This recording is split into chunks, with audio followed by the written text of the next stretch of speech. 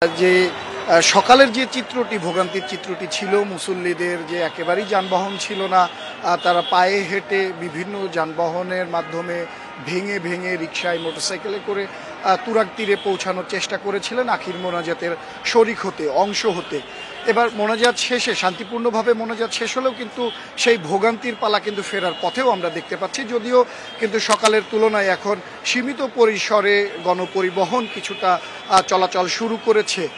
তারপরেও কিন্তু যে সংখ্যক মুসল্লির ঢল সড়কে দেখা যাচ্ছে তার তুলনায় কিন্তু গণপরিবহন বা যানবাহনের সংখ্যা তুলনামূলক অনেক কম।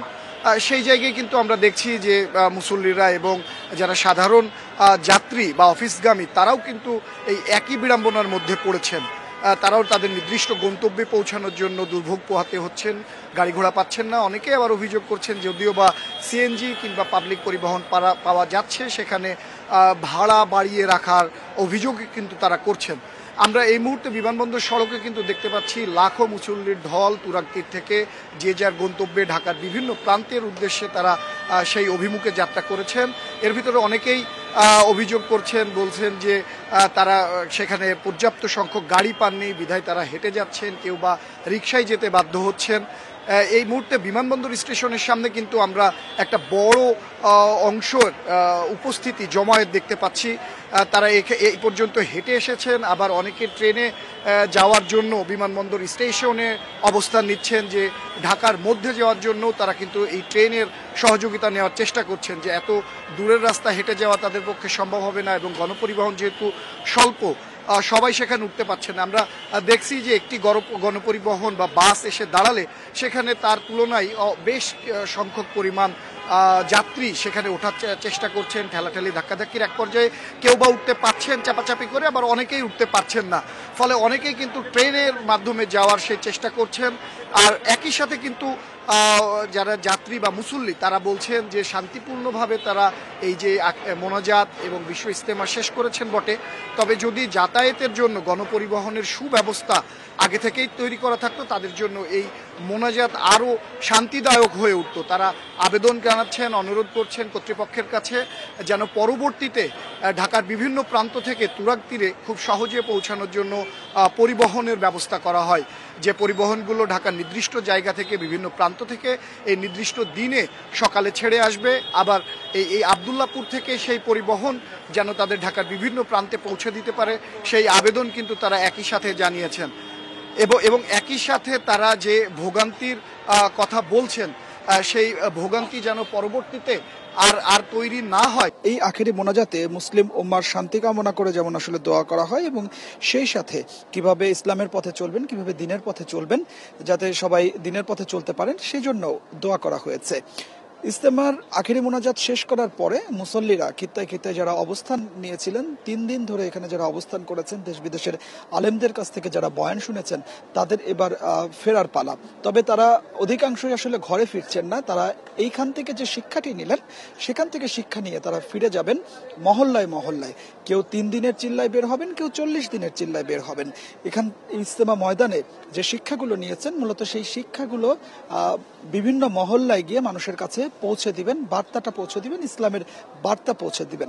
এখানকার যারা আয়োজক কমিটি আছেন, সেই আয়োজক কমিটিরা আমাদেরকে যেটি বলছেন যে আজকের আখেরি মোনাজাতে প্রায় 40 লাখ মানুষ একসঙ্গে এই মোনাজাতে অংশ নিয়েছিলেন। কেউ ইজতেমা ময়দানে অংশ নিয়েছেন, কেউ ইজতেমা ময়দানের আশপাশের যে সড়কগুলো আছে সেই সড়কগুলোতে অবস্থান নিয়ে আছেন। ইজতেমা আখেরি মোনাজাতটি শেষ হবার পরে এখানে যারা 3 দিন অবস্থান করেছিলেন তারা এখন চলে যাচ্ছেন। আপনি নিশ্চয়ই দেখতে পাচ্ছেন যে এরই মধ্যে যে তাঁবুগুলো টানানো ছিল, যে খিত্তাগুলো করা হয়েছিল, সেই খিত্তার তাঁবুগুলো খুলে নিয়ে মুসল্লিরা আসলে চলে যাচ্ছেন।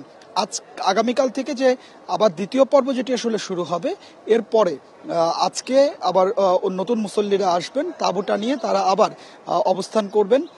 আগামীকাল শুরু হয়ে এই বুধবার আখেরি মোনাজাতের মধ্য দিয়ে সূরা নিজামের যে 2টি পর্ব, সেই 2টি পর্ব শেষ হয়ে যাবে। মূলত মুসল্লিরা যখন আসলে ফিরে যাচ্ছেন তখন আমরা তাদের কাছে আসলে জানতে চেয়েছিলাম যে কেন তারা এই আখিরি মোনাজাতে অংশ নিতে এসেছিলেন। যারা দূর দূরান্ত থেকে শুধুমাত্র আখিরি মোনাজাতে অংশ নিতে এসেছেন তারা বলছেন যে একসঙ্গে এত মানুষের সঙ্গে মোনাজাত করার সুযোগ আর কখনো হয় না, বছরে এই একটি বার বা দুটি বারই ইজতেমা ময়দানে হয়ে থাকে। এটিতে যারা অংশ নিতে পারেন তারা নিজেদেরকে সৌভাগ্যবান মনে করেন, এজন্য তারা এই সুযোগটি হারাতে চান না। এইখানে অংশ নিয়ে মোনাজাতে অংশ নিয়ে দেশের জন্য দোয়া করেছেন, নিজেদের জন্য দোয়া করেছেন, নিজেরা যেন সুস্থ থাকতে পারেন, পরিবারের সদস্যরা যেন সুস্থ থাকতে পারেন এবং যাদের পরিবারের সদস্যরা মারা গেছেন তারা যেন পরপারে ভালো থাকেন, সেই দোয়াটি তারা করেছেন। এবং একই সাথে তারা বলছেন যে পরবর্তী সময়গুলো যেন তারা ইসলামের পথে চলতে পারেন, দ্বীনের পথে চলতে পারেন, সেজন্যও দোয়া করেছেন। এবং এই ইজতেমা ময়দানে দেশ বিদেশের আলেমদের কাছ থেকে যে শিক্ষাগুলো নিয়েছেন সেই শিক্ষাগুলো যেন বাস্তব জীবনে প্রয়োগ করতে পারেন, সেই দোয়াও এখানকার মুসল্লিরা যারা আখিরি মোনাজাতে অংশ নিয়েছিলেন তারা করেছেন। আর যারা মহল্লায় মহল্লায় ফিরে যাচ্ছেন, যারা শুধুমাত্র ইজতেমায় অংশ নিতে এসেছিলেন, 3 দিন এখানে অবস্থান করেছেন, তাদের প্রতিক্রিয়া তারাও বেশ উচ্ছ্বসিত ছিলেন। তারা বলছেন যে এই তবলিগ জামাত ইজতেমা মূল উদ্দেশ্য হচ্ছে কোনো ভেদাভেদ থাকবে না, সবাই এক হয়ে কাঁধে কাঁধ মিলিয়ে দ্বীনের প্রচার করবেন, ইসলামের প্রচার করবেন। এই ইজতেমার ভেতরে যেন কোনো ভেদাভেদ না থাকে।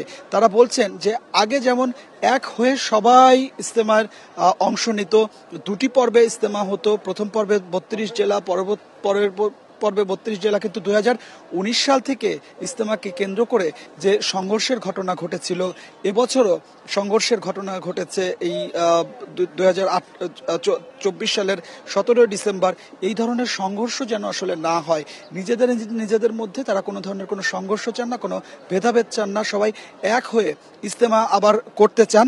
এটি আসলে তারা প্রত্যাশা করেছেন, তারা সেই দোয়াটি করেছেন যেন সবাই এক হয়ে ইজতেমা আবার আগের মতো করতে পারেন। যানবাহন না পেয়ে হেঁটেই রওনা হয়েছেন তারা। টঙ্গী স্টেশনে ট্রেনের ছাদেও রয়েছে উপচে পড়া ভিড়। এর আগে মোনাজাতে অংশ নিতে ভোর থেকেই ঢাকা সহ আশপাশের এলাকা থেকে জড়ো হতে থাকেন মুসল্লিরা। মূল ময়দানে জায়গা না পাওয়ায় সড়ক অলিগলি সহ ভবনের ছাদেও অবস্থান নেন তারা। এদের মধ্যে ছিলেন নারীরাও। প্রথম পর্বের আখিরি মোনাজাতে অন্তত 50 লাখ মুসল্লি সামিল হয়েছেন বলে ধারণা করছে শুরাই নেজাম বা জুবায়ের অনুসারীরা। এর আগে ইজতেমা ময়দানে ফজরের নামাজের পর থেকে চলে বয়ানে ইসলামের নানা বিষয়ে করা হয় আলোচনা। এবারের প্রথম পর্বের ইজতেমায় অংশ নেন 41 জেলা ও ঢাকার একাংশের মুসল্লিরা, ছিলেন বিদেশি মুসল্লিরাও। সার্বিক ব্যবস্থাপনায় সন্তোষ জানিয়েছেন তারা।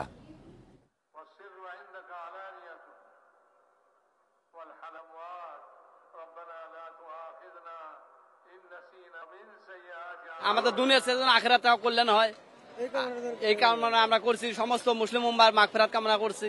যারা আমরা আসছি এখানে আল্লাহ পাকের কাছে কিছু নিতেই আসছি, যে আল্লাহ পাক যেন আমাদের জীবনের সমস্ত গুনাহ মাফ করে দেয়।